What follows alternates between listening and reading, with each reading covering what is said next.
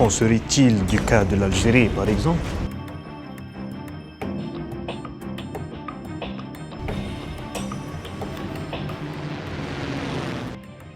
ترقبوا عدد جديد من برنامج مقابلة خاصة يستضيف الفنان الشاب يوسف سحيري الذي أدى دور البطولة في فيلم العقيد لطفي، المتمثلة في شخصية المجاهد الكبير بن علي دغين، أحد أبطال ثورة التحرير المجيدة، من إخراج الممثل الكبير أحمد راشدي.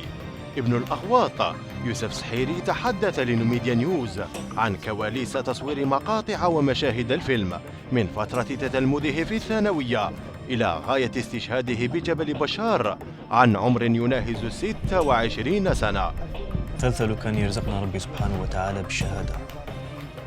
محاور وأخرى تتابعونها على قناة نوميديا نيوز مع الإعلامي صادق بوزيان محمد في الأوقات التالية، فكونوا في الموعد.